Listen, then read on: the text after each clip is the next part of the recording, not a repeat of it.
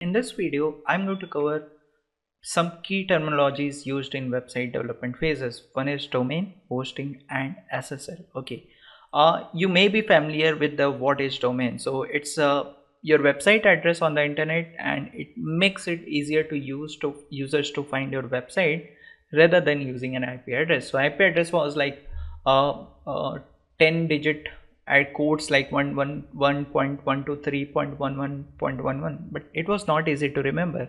So global internet organization started creating this website domain, and this domain is basically the website address of your digital entity or web page addresses, and it works when user type any domain into browser. It directs them to the website hosted on the servers, and we'll show you some of example like these are some of example and your story.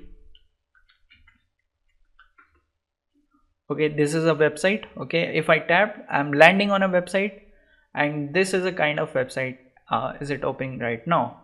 So lot of websites, and these are collection of pages. This is a page of that website. Okay, now the second terminology comes as a hosting. So it's a hosting basically that allows individual and businesses to post a website or page on the internet, and it involves storing the website files on the server.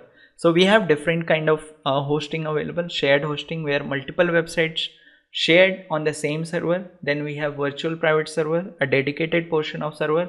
Then we have dedicated hosting, where you rent the entire server offering full control of your server. Then we have cloud hosting, where websites are hosted on virtual server and offering scalability and flexibility, and it works. It collects and hosts all your website pages, database, content on the server, so that it will be accessible 24/7 for you. And when I talk about in general word, so hosting is a place where you keep your website so that people, if search your web domain, it will get accessible by them. Then we have another thing, which is what as we call as a protocol, and this is a SSL. So it's a security protocol must have for the websites in 2025, and it also ensure your private information is going to be protected, your payment information is going to be protected, not transmitted openly, and it actually protects sensitive data, also create trust, and will help in the website also.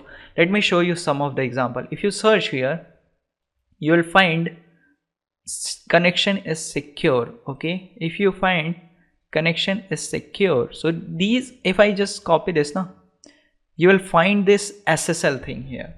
Okay, this is this hypertext transfer protocol secure. Okay, this is the shift here, ensure your website sensitive data is not going to pass on directly over internet. It is going to be in form of encrypted. When I combine these terminologies, so secure socket layer means if your website is accessible through server to the client portal, it is going to be secure. No information is going to bypass over the internet, because we have a huge amount of data transferring from here to there.